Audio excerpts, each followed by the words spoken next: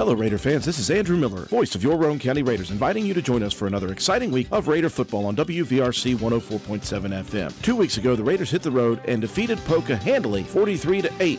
After a much-needed bye week last week to rest and recover, the Raiders are ready to go once again as they host the Logan Wildcats this Friday night. Roane County Raider football is brought to you by these community-minded sponsors: Roane General Hospital, McIntosh Hardware, Furniture, and Appliance, Jack Garrett Ford, Ashley Insurance, S2F Construction, Joel Baker Law, PLLC, Paramount Surveying, Route 33 Steakhouse, Miller's Suds and Sales, Roane Self Storage, Crazy Little Mamas, APS, Air Production and Services, Inc., Circle S Farms, Roane Jackson Technical Center, Old Fences Realty, Backwood Ramblings, Stats Pharmacy, Erica Moore for House of Delegates, Honest Fred's Flooring, D&D Motors, Hildreth Supply, Family Healthcare, Groves Auto, Ward Depew Realty, Penna's Barbershop, Norman L. Daniels State Farm Agent, Hardman Supply, Juliana Penfold for House of Delegates, ECI Environmental Compliance Inc., Carpenter's General Store, Minnie Hamilton Health Systems, Poca Valley Bank, Spencer McDonald's, Rich Top Rentals, Spencer Cash Saver, Brandon Dental, DW Excavating LLC,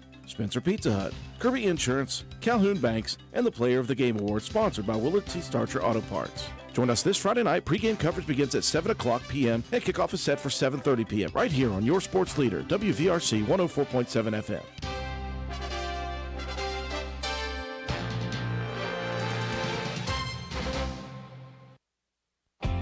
Since 2019, DW Excavating has been serving Roane and surrounding counties. We offer services including, but not limited to, repairing driveways, construction site preparation, drainage solutions, property brush clearing, farm road construction, culvert repair and installation, and utility line installation and repair. We provide free estimates. Check out our Facebook page or contact us at 304-532-2968 for more information. DW Excavating, taking pride in our work and in our community. DW Excavating is a proud supporter of all Roane County High School athletics. Go Raiders!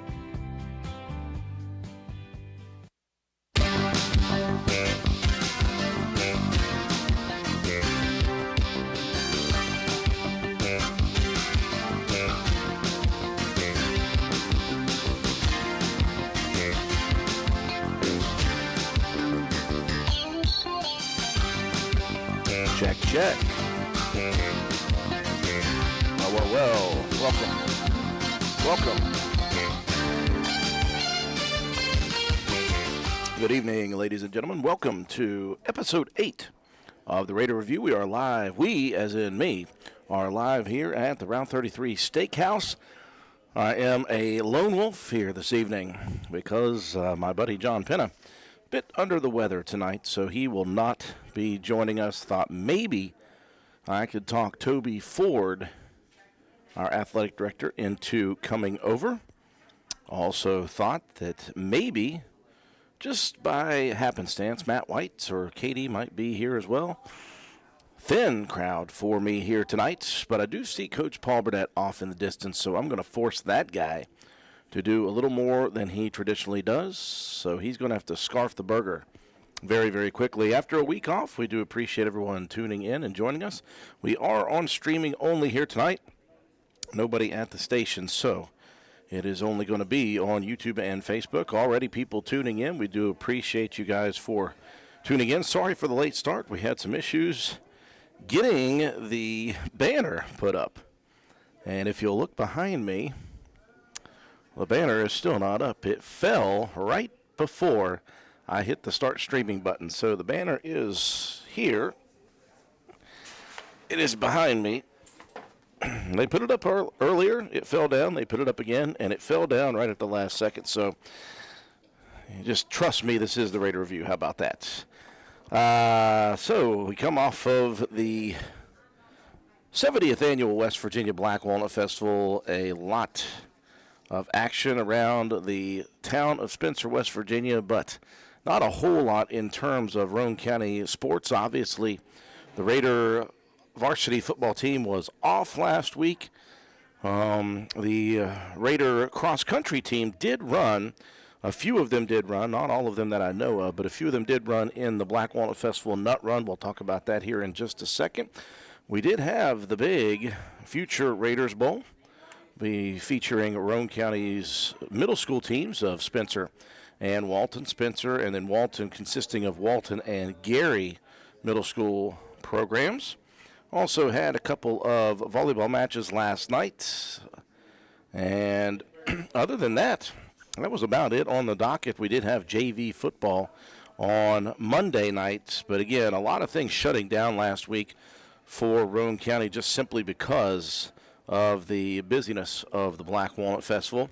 So a lot of teams decided to not schedule things for that day, or that week, I should say. Appreciate everybody tuning in. Pigpen is always letting us know where he's watching from. He was the first to dig in tonight, and he is in the Eastern Panhandle. Says hello from Charlestown, West Virginia. Not Charleston, Charlestown. Brenda Fields, how's it going? Bard Harbor, I am not the legend, I'll tell you that. I am just the man. And our good buddy Briar Bagler tuning in. Yes, Uber Drew is still up for, I guess, higher. I guess you would call it that.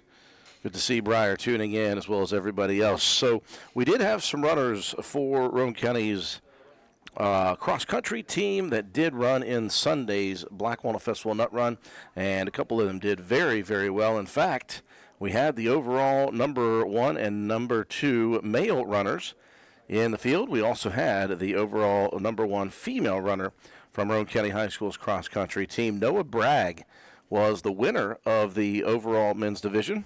He finished the Black Walnut Festival Nut Run in a time of 18 minutes, 16.75 seconds.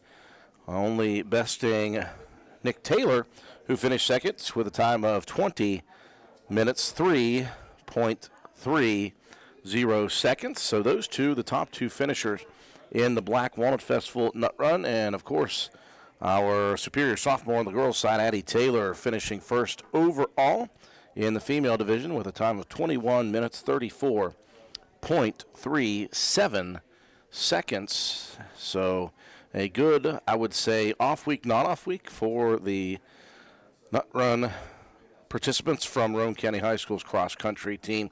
And again, they'll be back in action next week as they get closer and closer to regional action.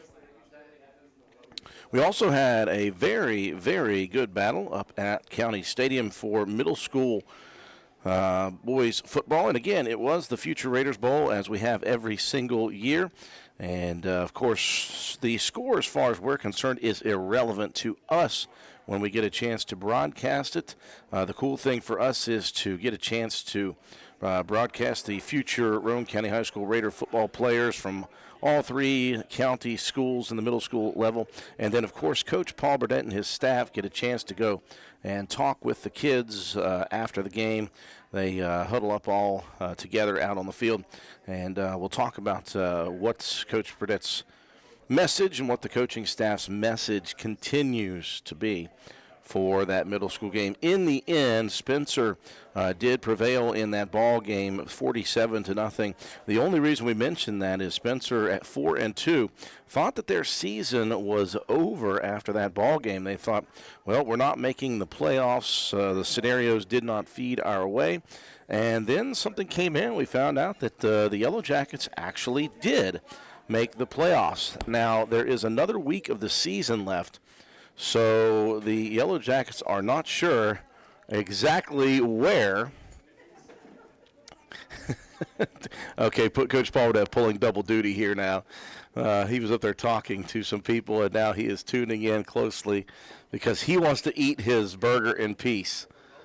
All right, I'll let him do it. That's fine. I'll let him get the burger in peace. I was going to make him eat and talk at the same time since John Penna is not here today, but okay, he says he'll eat fast.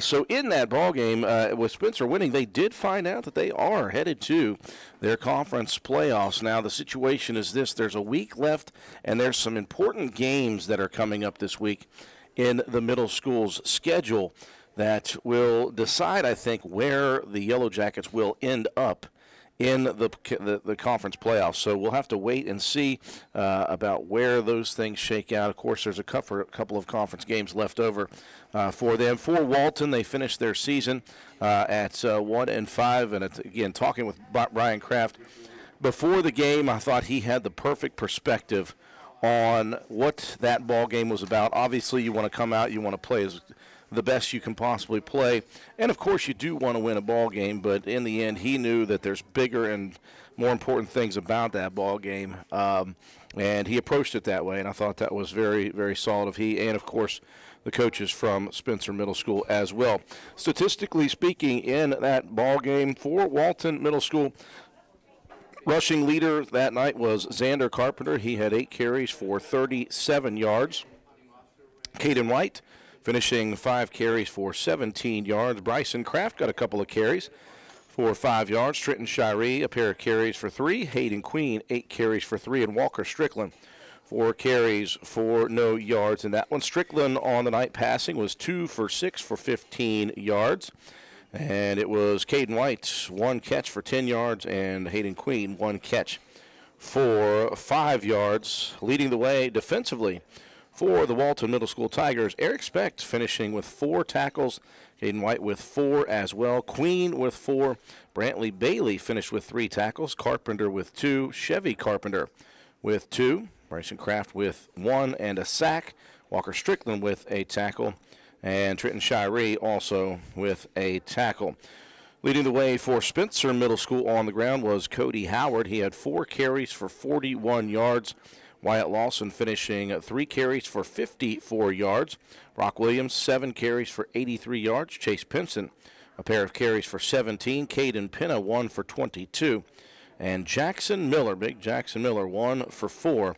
And he scored a touchdown as well. Passing on the night, Williams was 1 for 1 for 25 yards, and Lawson was 2 for 5 for 14 yards. Leading receivers was Cody Howard with the 1 catch for 25 yards from Williams, and Williams 1 catch for 18 yards, and then Pinson 1 catch for -4 yards. Roane County Spencer Middle School defensively was led by Wyatt Lawson. He had 7 tackles and a pick-6 interception at the end of the ball game. Pinson finished with 7 and a fumble recovery. Williams with 4. Howard with 4 tackles. Taven Pinna with 4. Lennox Wolf had 4. Brady Rhodes with 3 tackles. Eli Simmons with 3. Caden Pinna with 2 tackles and an interception. Joseph Kuhn with a pair of tackles. Jacob Greathouse with a pair of tackles. Brogan Burdett with a tackle. Atticus Lance with 1. Lane Matheny with 1. Bryant Webb with 1. Donovan Kuhn with 1. Josh Greathouse with a tackle. And Jackson Miller also finishes with a tackle in that ball game. And again, the final score for us relatively irrelevant, other than the fact that it does allow the Spencer Middle School team to head to the playoffs. And again, we'll know more as the week progresses about where they will be in that field and where the ball games and when the ball games will take place. Moving on to the only other action at the high school level, Roane County's Lady Raider volleyball team, again, off last week, and they came back last night and faced 2 top 10 teams. It is crazy that they played just such a tough schedule this year, and they played 2 top 10 teams, number 9 Charleston Catholic and number 3 Ravenswood in a try last night. Roane County got things going against Charleston Catholic. They fell 25-14, 25-18 in the best of 3 series. In that first match, Lexi Mitchell finishes with an ace, a block, 3 kills, a dig, and an assist. Joplin Harlan, a pair of aces, 3 digs, 2 assists. Marissa Holcomb with 4 kills. Amelia Pope with a pair of assists. Bella Metz with 1 kill. Chloe May with an ace, a kill, a dig. And Josie Proctor finished with 1 kill. Roane County went at it again in the nightcap against Ravenswood, losing 25-15, 25-22. Mitchell in that one, 3 aces, a pair of kills. Joplin Harlan with 3 aces, a block, 3 kills, and 5 assists. Marissa Holcomb with 3 aces, 1 kill, 4 digs, and Pope with 4 digs. Lacey Whiting had a dig. Josie Proctor with a kill and an assist. May with 2 aces, a kill, and 2 digs. And the JV team also lost to Ravenswood as well in 3 sets in that one. Roane County, though, they put up a battle against Charleston Catholic, fell behind early, came back, actually had a 14-14 tie in that first set, and then let it get away from them. Same thing in the second set. Roane County actually led Ravenswood in that second set in the nightcap before falling 25-22 to finish it off. In between that ball game, the two top 10 teams faced off, and it was Charleston Catholic getting the victory over number 3 Ravenswood, and that lets Charleston Catholic get a massive win on the season in 2 straight sets. Also, we did have a chance on Monday night to go up to County Stadium, and we got an opportunity to watch the Roane County High School JV team once again, and they remain perfect as the JV team put it on Wirt County. That's the second time the two teams have met, and Roane County defeated Wirt County both times in the JV matchup. We'll talk a little bit more about that as we go on. We'll ask Coach Paul Burdett his thoughts on the subject matter as well. Most recent polls being released, and in the WVSSAC, the polls are out. Of course, they only put the polls out on Tuesdays, the week after the first set, and they came out officially yesterday. Let's take a look at the top 10 in all 3 classes or the 4 classes. I do apologize. In the Quad A division, Spring Mills still undefeated at 6-0. They are atop the Quad A division, followed by Martinsburg with 7-0. Huntington at 5-1 third. Wheeling Park and Parkersburg South round out the top 5.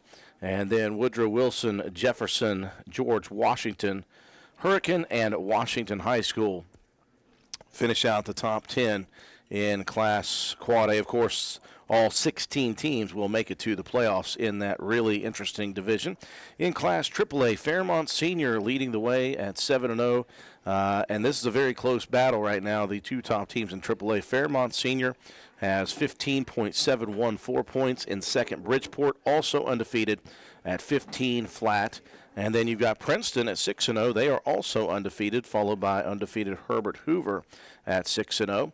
Rounding out the top 5, Roane County's opponent for next week, and that is North Marion, the Huskies at 5-1. And then the next 5, Oak Hill, Nitro, Point Pleasant, Ripley, who is Roane County's final opponent on the season, and then Elkins having quite the resurgence in their program this year. They are at 5-2, and they round out the top 10 in Class AAA. In Class AA, Frankfort for the second week takes the top spot at 13.833 points. Roane County right behind them, 12.833. And then Williamstown in third at the moment. All 3 of those teams are undefeated, 6-0 for Frankfort and Roane County. Williamstown 7-0. But guess what? Those 2 teams are going to face each other on Friday night. Frankfort versus Williamstown. Somebody is going to have a loss on Friday night. Philip Barber in 4th. Roane County's sort of nemesis and Independence is in 5th right now. And then rounding out the top 10 in the bottom half, Wayne in 6th at 4-2. Wheeling Central at 5-2. South Harrison at 5-1, picking up their first loss last week. Westside and Liberty Harrison are rounding out the top 10 for the Class AA rankings. In Class Single A, the top team right now remains Tug Valley at 6-0, followed by Wahama at 7-0 and Tucker County at 7-0. Doddridge County, who got that big win over AA South Harrison, at 6-1. They are in 4th right now. Valley Wetzel, who is Calhoun County's opponent this Friday night, is sitting in 5th at 5-1. Bottom half of the top 10, Cameron in 6th, Sherman in 7th, Riverview in 8th, Petersburg in 9th, and Tyler Consolidated rounding out the top 10 in Class Single A. Those are your standings at the moment. We'll break away for a second. When we come back, I believe I've given Coach Burdett time to at least inhale the burger. I don't know if he has digested it yet, but we will find out after the break.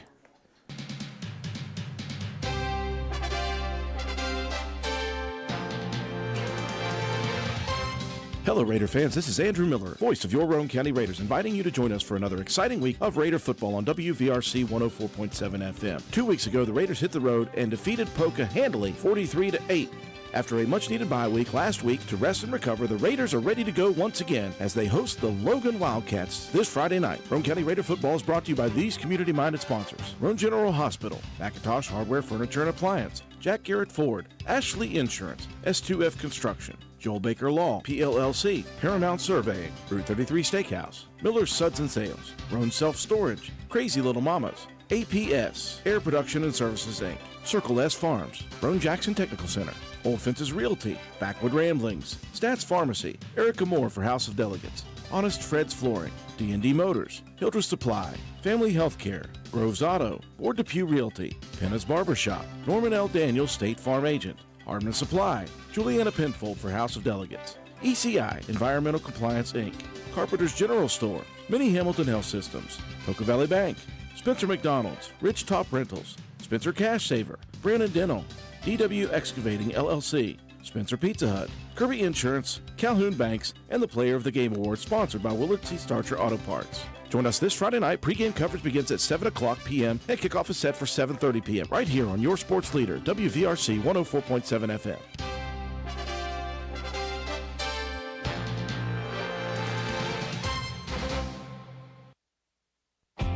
Since 2019, DW Excavating has been serving Roan and surrounding counties. We offer services including, but not limited to, repairing driveways, construction site preparation, drainage solutions, property brush clearing, farm road construction, culvert repair and installation, and utility line installation and repair. We provide free estimates. Check out our Facebook page or contact us at 304-532-2968 for more information. DW Excavating, taking pride in our work and in our community. DW Excavating is a proud supporter of Auburn County High School athletics. Go Raiders!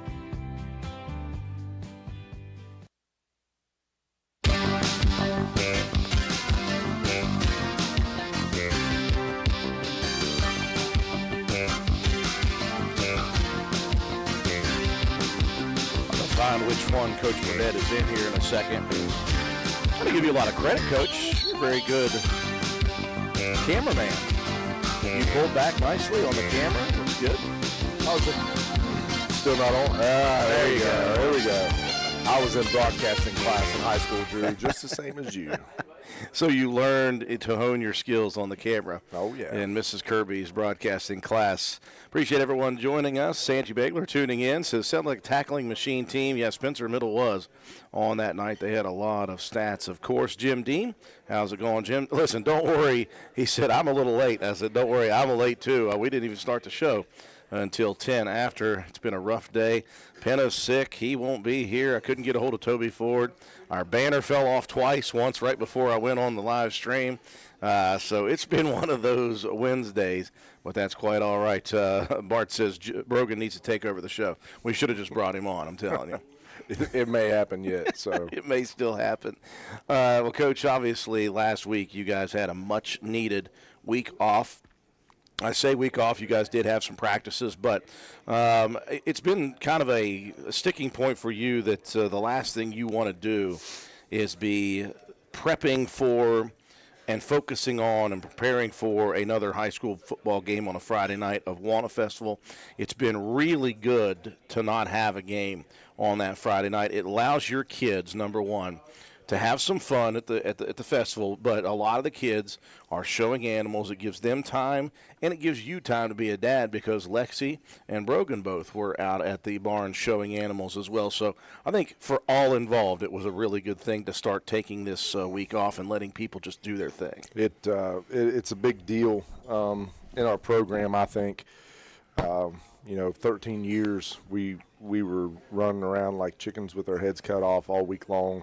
You got kids leaving on Wednesday to go get animals, get them in the barn. They got to be there between 5 and 8. So, any kid that lived outside of Walton or Gary, Reedy, those kids had to leave practice early to go home, get everything loaded up, get everything prepped and ready, and get in by time. And then, of course, Thursday you got show. Show starts at 11. You never know exactly what time it's going to be done. So you say, hey, well, we're going to practice at 3:30 and hope that everybody can be there. And then, of course, Friday you got the same show. And there's been a couple times where not only players but coaches have got to the games behind of schedule because of the show. And I remember Lincoln High School a few years ago. That was a doozy, wasn't it? I believe you had an assistance. You had a little escort to the Braxton County line at a high rate of speed. Yes, It's nice to know people sometimes, and but still was late. And then we got there and was doing our interview and realized that the game started at 7 and not 7:30. So we were able to get backed up for 15 minutes to 7:15. It was a good thing because I believe Josh Huffman got there about 6:40. Yes. So because he was showing. I was wondering if they were wrapping his cleats up, getting him spatted up as he was driving up the road there. It's crazy. So everybody doesn't see the behind-the-scenes stuff. If it was just a home game and you had to deal with practice on Wednesday and Thursday, that's enough. But when you start traveling, that becomes an issue. So it was awesome to be able to just kind of let your guard down a little bit last week, and we got 2 good practices in Monday and Tuesday, and then we kind of let the kids go a little bit the rest of the week. And, with the way the new rules are and the flex days, we'd been practicing since May the 20th. And that's not every day, but consistently since May the 20th. And it was really good to let those guys decompress and to relax and be a kid for a while. They need that just as much as anybody. And then, I was able to be a dad, like you said. I didn't have to worry about hurrying up and leaving to go into practice and then hurrying up on Friday and getting ready for a game. Not that messes with me at all, but not at all. But it was really, really nice, and we got to go out and scout Friday night and do the things that we typically do on an off week. So, and it worked out because I'm going to tell you, we've had a great week of practice, and I know we'll get into that after a while, but it's been really good. Good to recharge the batteries as a group of coaches and a group of kids nonetheless. So it was a good week last week to just get a little bit of recuperation going on and have a little bit of fun during the festival. Speaking of having fun, I had a question come in. Amanda Bias wanted to make sure that she knew how much you truly love the fatheads of your face at the games. Oh, boy. Yeah, she's a real thorn in the back of the pants, if you know what I mean. She started this fathead stuff, and it's ridiculous, Amanda, ridiculous. Gels Jim and Nails also says, love seeing the Coach B fatheads. Yeah. Listen, we all love them. Love them. I talked with Amanda today at Backwood Ramblings. Of course, she and I both love that place, and we happen to cross paths once in a while, and she said, are you doing the show again tonight? I said, absolutely. The show will be on as per usual. I said, but I don't know that John Penn is going to make it because he's not feeling well. Now, I didn't know for sure at that point that he was not going to make it. And she said, I should bring up a Coach B fathead. I said, you should absolutely do that, and I'll stick it right where Penna's spot would be. And then she said, a good placekeeper for tonight, I guess. She did say she didn't want to make you bad. And I said, listen, I doubt he'll walk off the stage if I make sure you have it here and I tell you it was me that did it. Yeah, well. I like him, I just got to say. It's kind of trendy, you know what I mean? That word on the street is your mom has one now, too. Well, there's a couple floating around, and I just assume those be the only couple floating around, but somebody says that there's not going to be more, but we'll see. I don't know. I enjoy them as well. We have a good time at Coach Burdett's expense sometimes, and we're allowed to do that because it's fun for us. Okay, so let's go backwards then to last Wednesday night. I mentioned the Future Raiders Bowl, and for our purposes, we never care about the final score. Again, the only reason it was relevant to this ball game is that Spencer Middle School is actually in the playoffs now. There's a couple of games taking place this week that will determine where they are in the order for the postseason, but that's a big thing for that group to be in the playoffs. And I ask you every year, and every year it's generally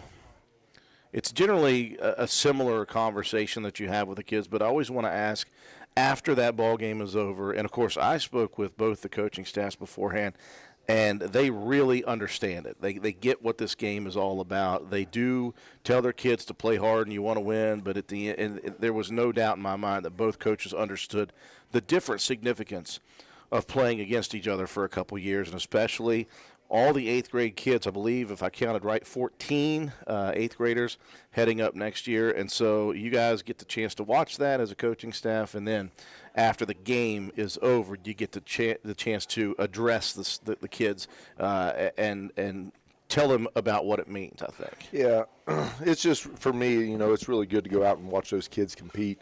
I'm connected to this group of kids because obviously Brogan is in 7th grade, and I've watched these guys grow up on the football field, the baseball field, the basketball court.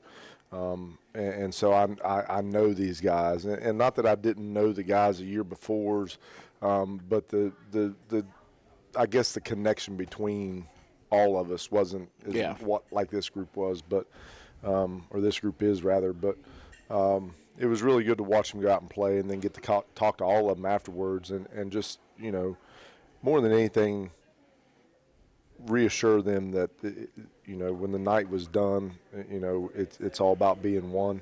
It's about being Roane County, and the goal was to get every one of those 8th graders out and in a maroon uniform next fall, and we really hope that happens.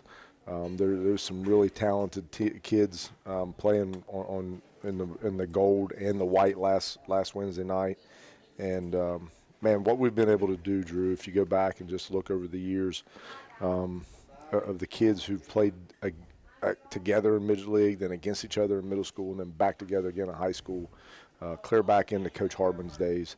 Those guys go out and they play a pretty tough schedule each and every year, and sometimes they would beat Braxton or Clay, and sometimes they would lose to Braxton or Clay, and then when they get together, track record has been pretty good against those teams that they actually played against in middle school away from each other once you get those guys back together and working as a group. And I tell you, it's just a pleasure to watch them play, and with the hope that each and every one of them come up and be Raiders starting next fall.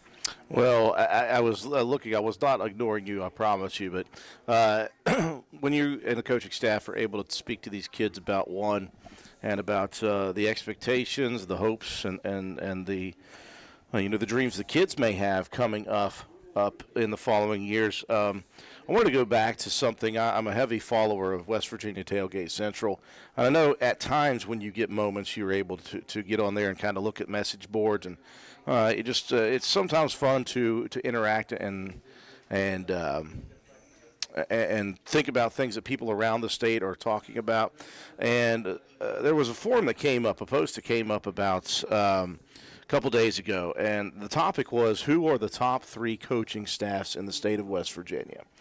Just kind of a fun thing for people to banter back and forth with and talk about. And, of course, normally you would think, okay, well, who's won all these titles? Definitely sure. Martinsburg, things like that. Well, the topic took a turn, and people were talking about, who does the most consistently or with what people consider maybe less, and the coaching staff at Roane County High School came up.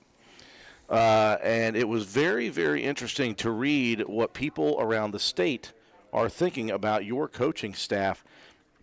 The first message that was sent, by the way, was somebody who said the last 3 Roane County defensive coordinators are now head coaches. I hadn't thought of that. Now, of course, Coach Hickman was a coach before and then came over, but he was a coordinator for you guys. He's now back at Work County as a head coach. Eddie Williams is the head coach at Webster County High School, and now Coach Matt Peary is the head coach at Ravenswood. And then somebody said, it's hard to find somebody who consistently does more in a smaller community than Roane County's coaching staff. Has said they're obviously doing something right there.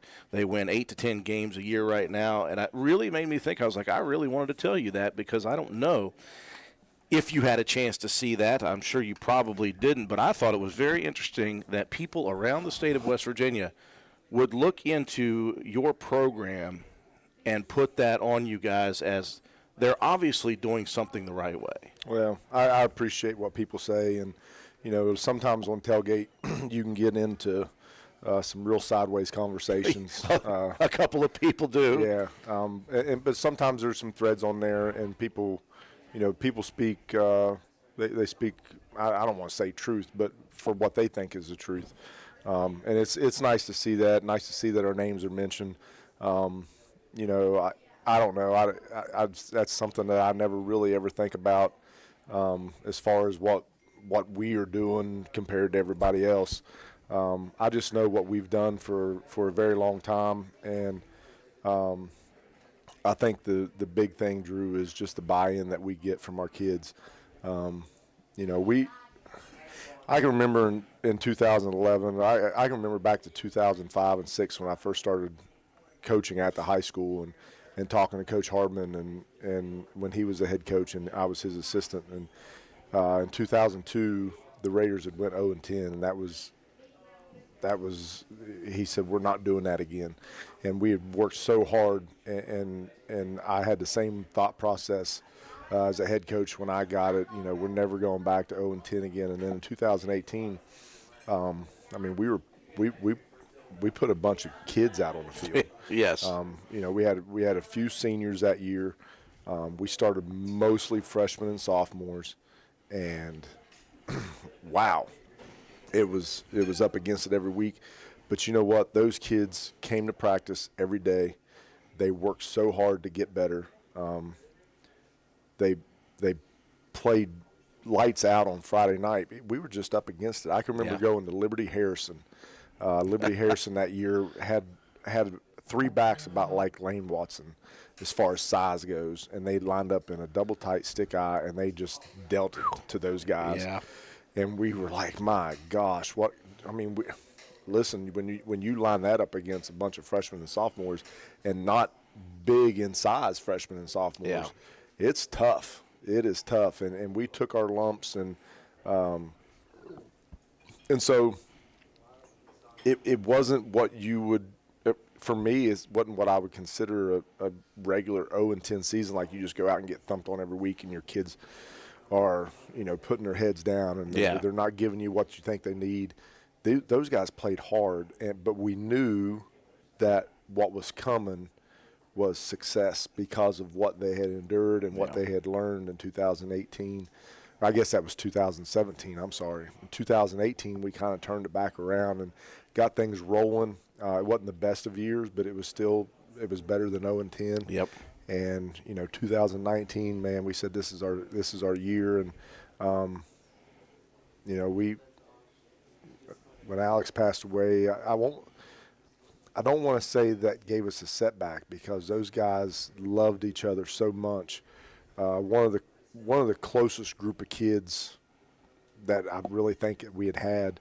All of our kids are close, but that group was especially close. And then when Alex passed away, I think it made that bond even tighter. And I don't know, and I've said it 1,000 times, and it was said many times during that time span, is I don't know how many teams could have come back out on the field and performed the way that they did the rest of the season without being that close and having that much love for each other. But so we fought through that 0-10 stuff. We fought through the death of a teammate and of a player.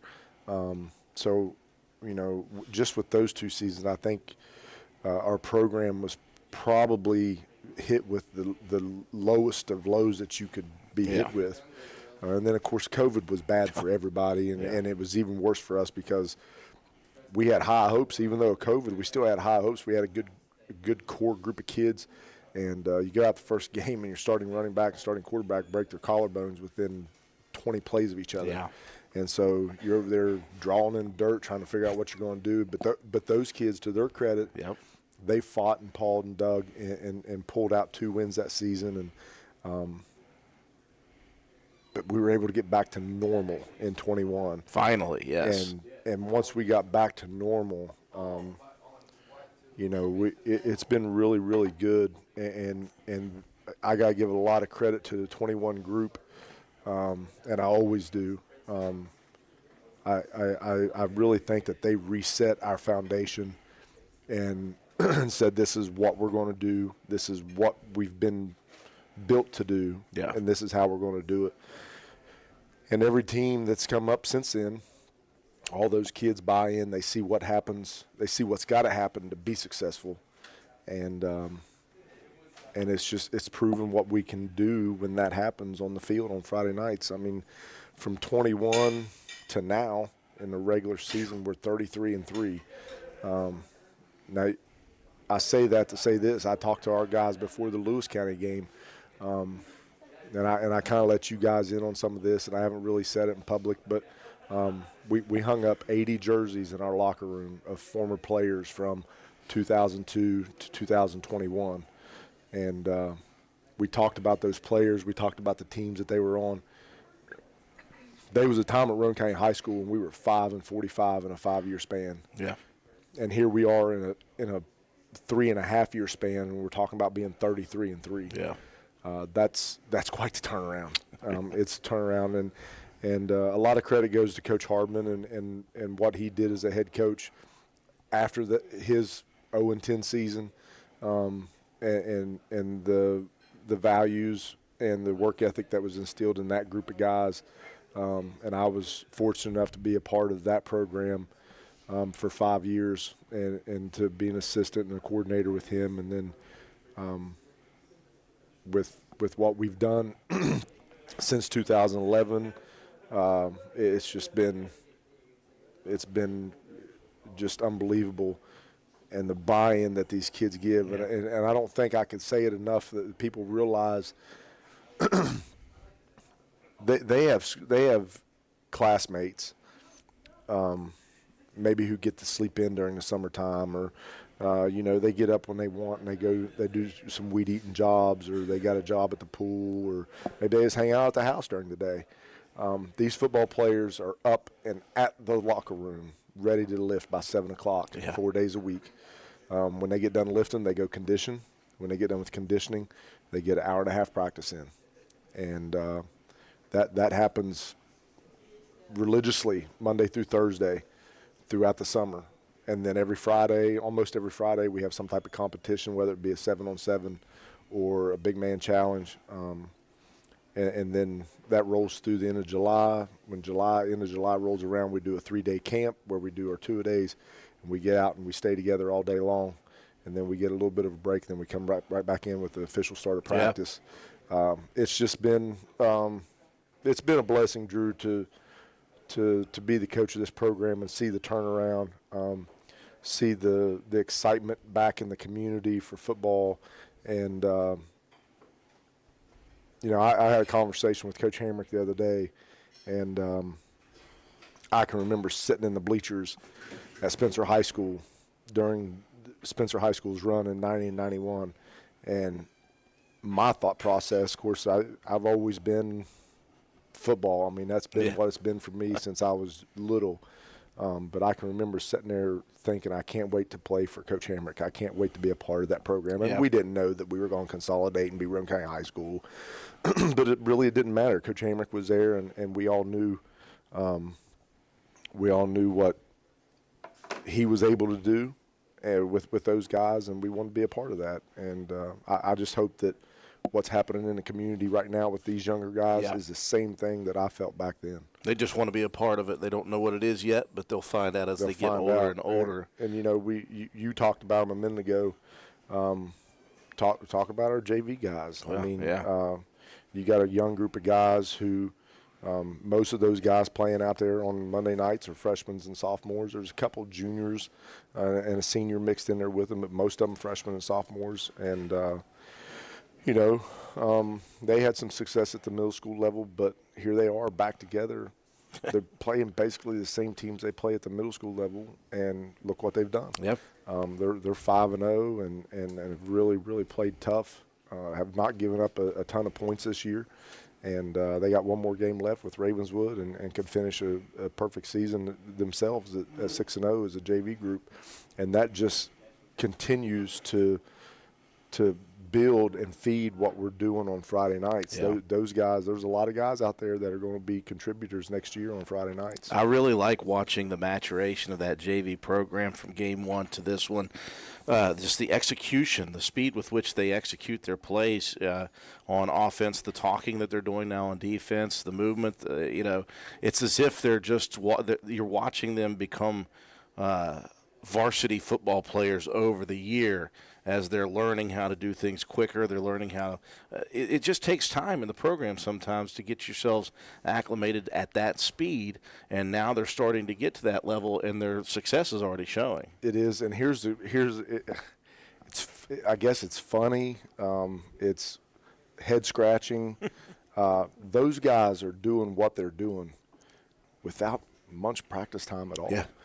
I tell you how they're learning to do what they're doing is those guys are the scout team guys on offense and defense on Tuesdays and Wednesdays, and they're listening and they're seeing those Friday night guys make their calls.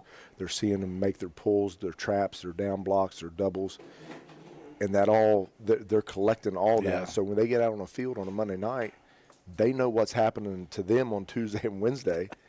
And they're able to they're able to replicate what they're hearing and what they're seeing. Though I was so proud Monday night. They got back down. We always sit in the end zone on the runway, and we were coming out of the end zone, and those guys coming to the line. They're making their line calls. I'm hearing the autos. I'm hearing the Billy, the jingle, and it's like, man, these guys when they're there, and we do quite a bit of individual stuff, so they get some work.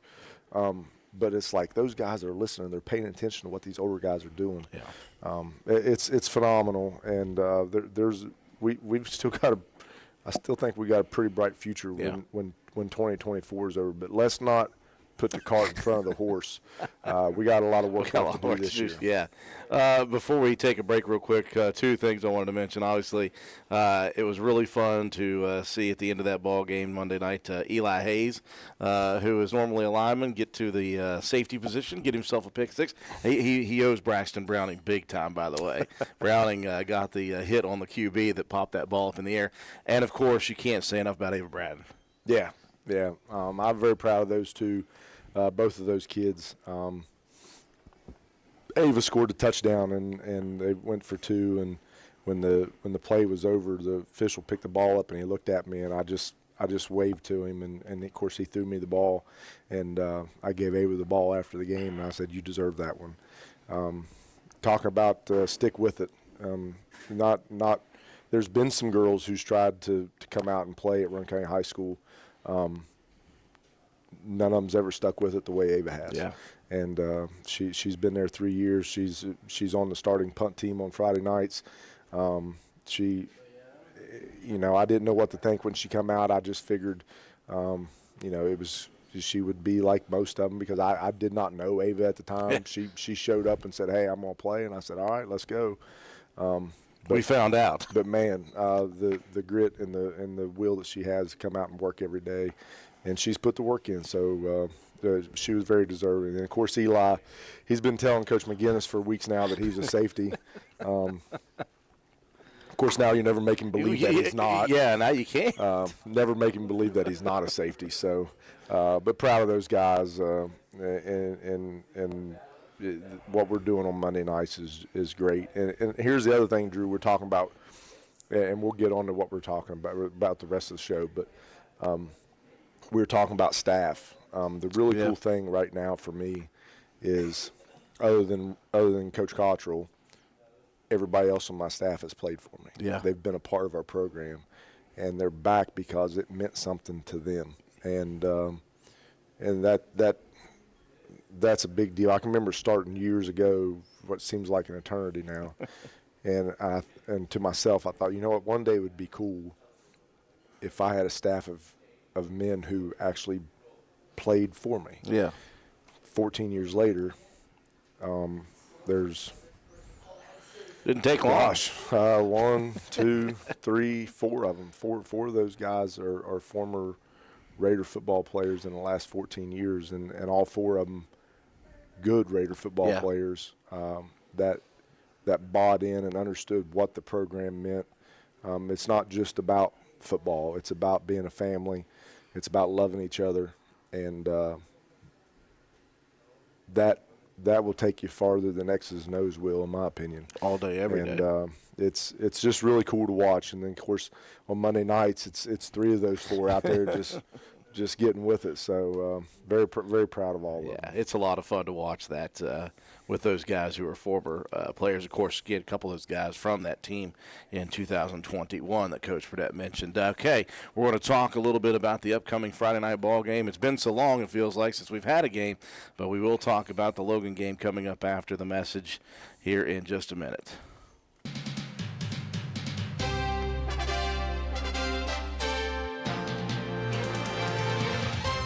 Hello, Raider fans. This is Andrew Miller, voice of your Roane County Raiders, inviting you to join us for another exciting week of Raider football on WVRC 104.7 FM. 2 weeks ago, the Raiders hit the road and defeated Poca handily 43-8. After a much-needed bye week last week to rest and recover, the Raiders are ready to go once again as they host the Logan Wildcats this Friday night. Roane County Raider football is brought to you by these community-minded sponsors: Roane General Hospital, McIntosh Hardware, Furniture and Appliance, Jack Garrett Ford, Ashley Insurance, S2F Construction, Joel Baker Law, PLLC, Paramount Surveying, Route 33 Steakhouse, Miller's Suds and Sales, Roane Self Storage, Crazy Little Mamas, APS, Air Production and Services Inc., Circle S Farms, Roane Jackson Technical Center, Old Fences Realty, Backwood Ramblings, Stats Pharmacy, Erica Moore for House of Delegates, Honest Fred's Flooring, D&D Motors, Hildreth Supply, Family Healthcare, Groves Auto, Ward Depew Realty, Penna's Barbershop, Norman L. Daniels State Farm Agent, Hardman Supply, Juliana Penfold for House of Delegates, ECI Environmental Compliance Inc., Carpenter's General Store, Mini Hamilton Health Systems, Poca Valley Bank, Spencer McDonald's, Rich Top Rentals, Spencer Cash Saver, Brandon Dental, DW Excavating LLC, Spencer Pizza Hut, Kirby Insurance, Calhoun Banks, and the Player of the Game Award sponsored by Willard C. Starcher Auto Parts. Join us this Friday night. Pre-game coverage begins at 7 o'clock p.m. and kickoff is set for 7:30 p.m. right here on your sports leader, WVRC 104.7 FM.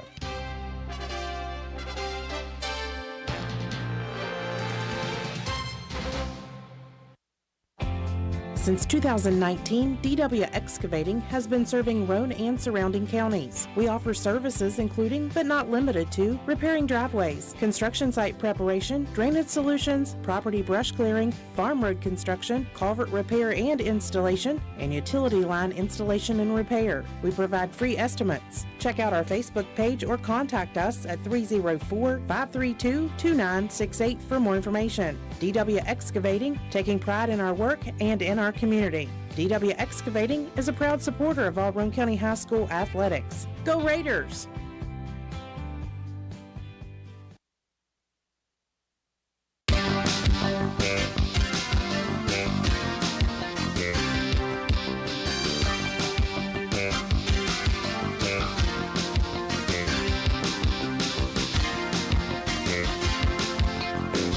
Me and Coach Burdett talking shop during the break.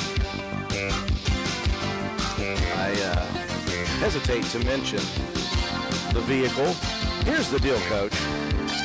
You know, I got a bunch of friends, as you know, and those friends are completely non-observant, unlike you. We were at the Monday night JV game, and I brought the new ride out there and parked it. Well, Matt White walked by it right beside of it and didn't notice. We're leaving the field, and John Penn and I are walking away and talking. And then I go over and open the door to the truck, and he walks right past me and right past the truck. Nothing. No idea. You pulled in and figured it out. I didn't even have to see you in it. That's pretty impressive, Coach. And you're welcome. That's pretty impressive. I have attention to detail. I want to say hi to everybody who is tuning in out there. Yeah, William Harper, we were talking about that JV team, undefeated, baby. You are right. And they got another opportunity. Is that game at Ravenswood next week, or is it home? No, it's home. All right. Chain crew one more time. I like it. Unofficial chain crew here. Unofficial, official. Yeah. I wonder if so that was in jeopardy Monday night. I don't know if you heard about Matt White's incident. I'm not going to get too into it, but Matt White was on the float on Saturday for Roane General Hospital. And well, I don't know if he was on the float or if he was walking, but at the end, he was on a moving object. And his coworker, Jeff Tanner, had dropped his keys off the side. And Matt decided that he was going to go Matrix Neo style and try to jump off of the moving vehicle, thinking that it wasn't going very fast. Turns out it was going a lot faster than he thought. And he did something to his thumb and wrist and hand that he is struggling right now. Luckily, it's not his right hand, I don't think. I think it's the left one. But it was in doubt whether he was going to be able to run the chains or not on Monday night. Matt needs to realize he's not a pup anymore. You don't do those types of things.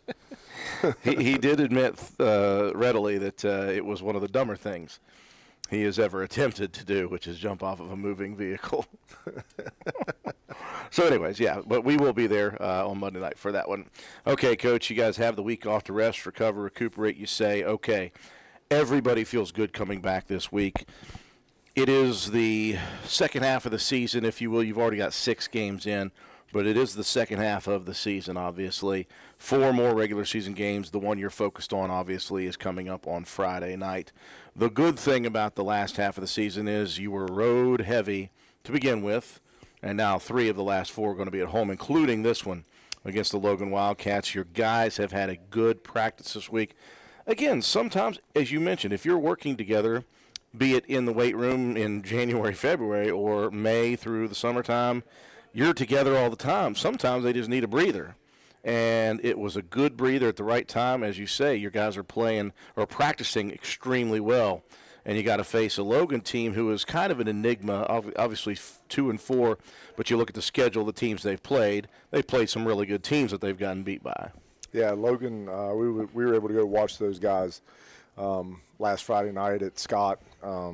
Man, those guys have athletes all over the field.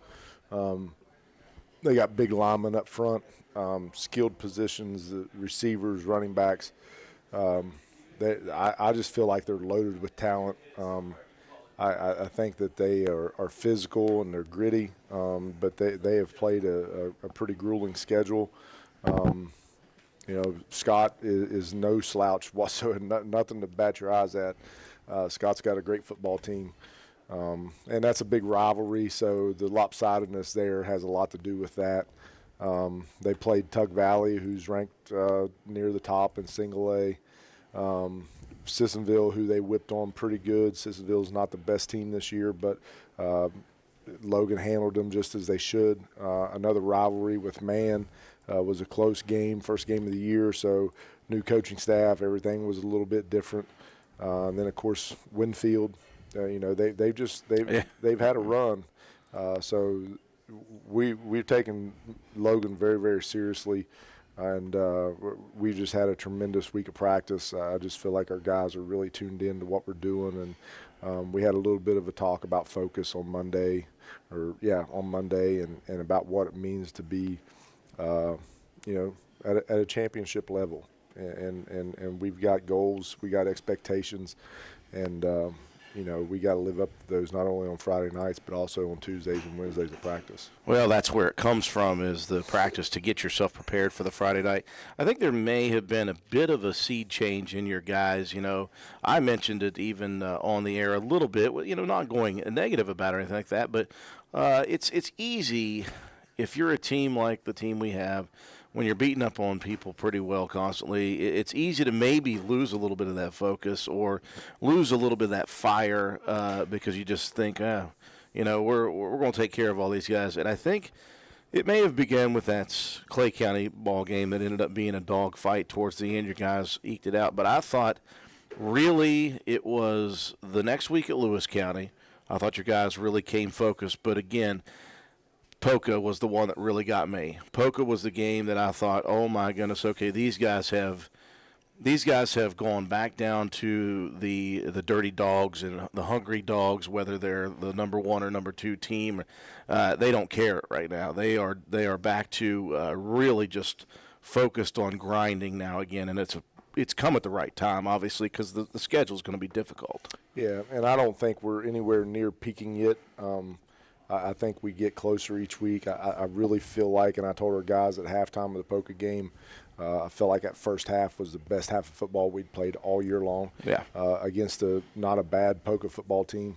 And I just felt like everything was clicking on the offense, especially the run game, the pass game, the protection, the blocking schemes, all of it. And then, of course, you flip it around on the defensive side of the ball. And we had guys making plays in the secondary. We had guys with great pressure up front. I just felt like that was the most complete half of football that we have played. But still don't think that we've peaked. I don't think that we've played our best ball yet, and we don't want to. You want that peak to come later in the season, because once you get to there, you got to sustain it. You got to sustain that the rest of the way, and I really hope that we got a ways to go still. One of the things that you think about when it comes to Roane County's change in mentality a little bit. I don't want to say full-on change. I mean, the guys have been bought in, obviously, since the beginning, but something different has happened, I think, within them, be it anything that you guys may have said, or maybe it was the 80 jerseys hanging in the locker that refocused this group. But on top of refocusing, coming out and executing and being fired up every single practice. Speaking of that, there's one of those knuckleheads right now. Coming in ready to go for practice, but film study is a huge deal when you're trying to scheme for a team, and I thought that you guys against Poca had everything laid out, ready to go. I thought the guys really were, I think, prepared mentally. They looked like they had done their homework on that team, and when that works, it makes them want to do it more, I think. Yeah, as a staff, we really, just us personally, we dig film study really, really hard. Coach McGinnis, I got to give hats off to him. He does the breakdown on the teams most of the time. I try to get in and give a little bit of help when I can, but typically he does the breakdown, and then we just we study so hard, and each team, if you look hard enough, has tendencies, and once you can expose those tendencies and your guys understand what they are, and they start looking for that tendency, I think that just gives them a little bit of an edge and a little bit of a confidence going in. And I'm sure teams have found tendencies on us, but it's probably, hey, look, they're going to run first, second, and third down. Well, I'll stop you there. They did have tendencies on you until the Poca game. Yeah. I mean, boy, did you open up a different playbook there. You gotta break it, and there's things that we have worked on throughout the year that we still have not shown, not fully. You got to keep those. You got to keep some things a little tight to the cuff and in your back pocket, and I think that we've done a good job of that. And these guys. I told them today at the end of practice, I said, when we come out and practice the way we have the last 2 days, sure makes an old coach feel pretty good when he goes home and he thinks about what's been going on. Yeah. A lot better than leaving there scratching your head wondering what happened at practice today. And we've done that a couple times, I'll be honest with you. And these guys know it. I'm very open with my feelings. And but we've had a great week, and I really want to see what happens on Friday night. And we've had some good weeks. The Poca week of preparation was really good. But to come off a bye week and come back in and practice and prepare the way that they have this week has been really, really good. Any of them come in 20 pounds overweight due to the festival? If they have, they don't move any different. I saw Shay down there. He was triple fisting food on that. Yeah, I was only there one day, and guess what? Shay was there. So Shay likes to eat. He wanted to get home early today because he had Pizza Hut at home. He said. Heck yeah. I mean, who could blame him? And then you got Dipstick over there getting ready to plow some steakhouse food. I'll bet you it's going to be a steak. I can't wait to see what Lane gets on the menu. He's got to be a steak guy, I got to think. He eats protein. We'll find it. Yeah, the muscle show. Yes. We'll ask you about that. Well, again, Coach, a very much needed and very good week off. Obviously, did your guys wonders. Did you all wonders as well? You guys are refreshed, reinvigorated for another home game, and again for the back half of your 2024 season. And so we're looking forward to another Friday night of really, really good football. Again, it is 7:30 p.m. for the kick. Pregame coverage at 7 o'clock. Well, you got your good buddy here, Brogan, right beside of you. Can he pull up the meteorology page, or do you have this one off the top of your head already, Coach? Oh, every week. Drew. Every week you've already got it ready to go. I thought I was going to give Brogan an opportunity to read it. He could if he wants to. Do you want to tell him what the forecast is for Friday? I was going to turn him up, but he said no. Don't want to? He wants to hear what you've got to say because he's probably going to be like everybody else. Everybody else, he's going to be like, yeah, right, it's not going to happen that way. You're just a meteorologist. Right there's Friday if you want to tell him. Oh, okay. Well, we got him to get the headset on. That was close. Hey, before we go to that, I want to say Friday is our Gridiron Series game. So we'll be wearing camouflage tops on Friday. The National Guard will be there. There's going to be I talked to Jake early in the week, and they're going to do a tailgate in the end zone near our locker room. There'll be a big spider tent set up. You'll be able to see it's got like 8 legs coming down, and that's why they call it spider tent. But there's going to be a tailgate party under there. Want to invite all the veterans to come up or active duty. Yeah. Come up and take part. There'll be a lot of National Guard guys there. They're also going to have a rock wall for kids and students. So bring your kids up, get you a hot dog, let the kids climb the rock wall. There's also going to be a gaming center. Oh, really? They got a trailer that kind of opens up, and there's a bunch of different games. I guess it's not like PlayStation, but it's something like that. Yeah. Some type of game stuff.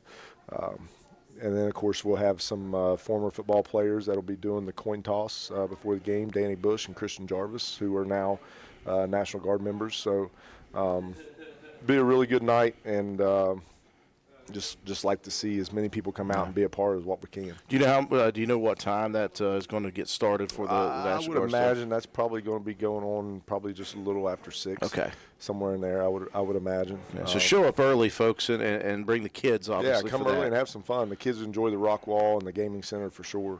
And then, of course, when they get done, grab them a hot dog and take a drink. And Go hit the stands and get enjoy ready. themselves a little bit, yeah.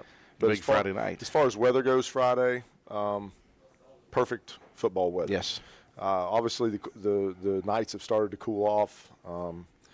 Practice the last 2 days, thought it's been pretty chilly, and we got really lucky yesterday. And the rain stopped right before we went out and started when we left. So, but Friday's going to be kind of a picture-perfect day, about 70 degrees, sunny.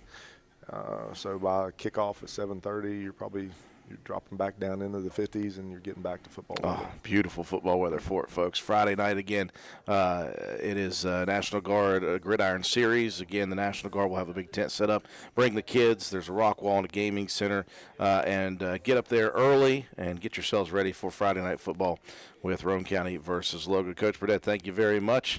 Appreciate you being the only one here. Constant. You are the constant. Although I forgot to show up at halftime last week. Listen, it's okay. We don't mind if you don't show up at halftime because we already know what you're saying to the kids, so that's good. Yeah. Another night has come and gone. Appreciate everyone for joining us. Next week, I promise I will be more prepared. We'll have the banner up. I promise it'll stay up. I'll also make sure we have somebody at the station working so we can be on the radio as well, and I won't start the show 10 to 12 minutes late next week. Friday night football, folks. Again, pregame coverage at 7 o'clock p.m. and kickoff set for 7:30 p.m. this Friday night at County Stadium. Be there, folks. Roane County versus Logan.